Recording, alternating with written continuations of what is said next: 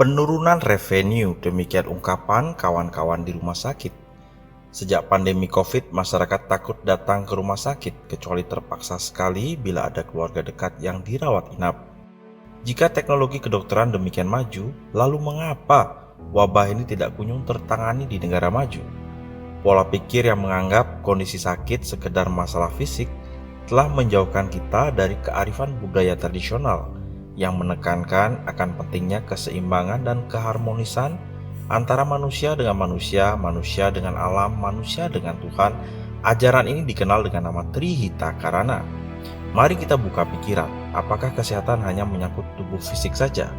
Hippocrates, bapak kedokteran yang hidup pada masa 400 sebelum Masehi, menyatakan faktor sehat sakit tidak saja ditentukan oleh tubuh, namun juga lingkungan. Dan Indonesia kaya akan metode pengobatan pendekatan yang sifatnya holistik, melihat manusia sebagai sebuah sistem biopsiko-imunososio-spiritual. Pendekatan yang menempatkan manusia tidak saja sebagai makhluk biologis. Pendekatan ini dikenal dengan nama pendekatan alternatif dan atau komplementer. Jika saya lebih suka menyebutnya pendekatan komplementer. Sebagai seorang dokter, saya melihat metode di luar kedokteran konvensional menjadi pelengkap dalam merawat manusia secara holistik. Bila prinsip-prinsip pendekatan komplementer digabungkan dengan pendekatan kedokteran konvensional, lazimnya dikenal dengan kedokteran terintegrasi. Pendekatan yang menekankan kepada pencegahan penyakit, kesembuhan, pemeliharaan kesehatan, pertumbuhan pribadi, dan spiritualitas pasien dengan mengintegrasikan pendekatan kedokteran konvensional dengan non-konvensional. Apa pemerintah memberi ruang dan payung hukum untuk melakukan pendekatan terintegrasi? Tentu saja, pemerintah membuka ruang yang sangat lebar dengan terbitnya Permenkes RI nomor 1079 tahun 2003 tentang pelayanan kesehatan tradisional, disusul Permenkes RI tahun 1109 tahun 2007 tentang pengobatan alternatif komplementer di fasilitas kesehatan. Peneguhan juga dilakukan dengan keluarnya Undang-Undang Nomor 36 Tahun 2009, Pasal 59 tentang pelayanan kesehatan tradisional.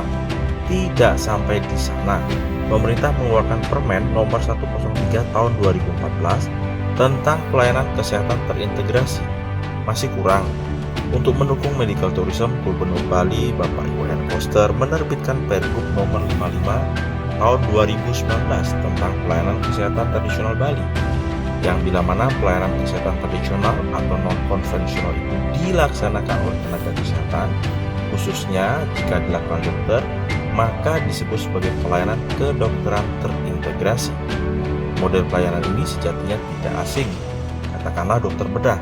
Sebelum mengambil tindakan bedah, tentu akan memeriksa atau mengkonsulkan pasien ke laboratorium, röntgen, bagian anestesi, penyakit dalam, pulmonologi, TAT, mata, gizi, dan bagian lain terkait dengan kasus yang ditangani. Itu bila manusia hanya dilihat dari aspek fisik saja. Bagaimana jika dipandang secara utuh? Maka pelebaran pelayanan berbasis kebutuhan pasien seperti fisioterapi, hipnoterapi, spot terapi, akupunktur dapat menjadi bagian yang diintegrasikan dalam mewujudkan percepatan kesehatan pasien. Hal ini setali tiga uang dengan upaya meningkatkan revenue rumah sakit, sehingga pasien tidak lagi mencari pengobatan alternatif komplementer di luar layanan kesehatan yang belum didukung bukti ilmiah. Pandemi COVID menjadikan masyarakat dunia berbondong-bondong melakukan gerakan Back to Nature yang ditangkap sebagai peluang di industri kesehatan dunia. Banyak dokter pergi ke Kanada belajar nutrisi, dokter Amerika ke Cina belajar TCM. Tidak sedikit pula dokter di Indonesia belajar ke Cina dan Kanada. Banyak orang Indonesia berobat ke Singapura dan Belanda. Di sana mereka dirawat dengan metode integratif.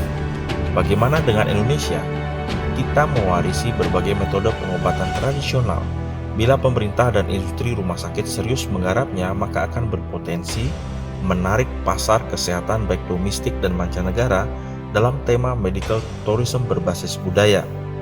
Pengembangan layanan integratif membuka peluang industri rumah sakit mendapatkan revenue dari kebutuhan masyarakat untuk mendapat pelayanan secara holistik. RSHL Minto Harjo, RSPAD Gatot Subroto, telah terlebih dahulu membuka layanan terintegrasi.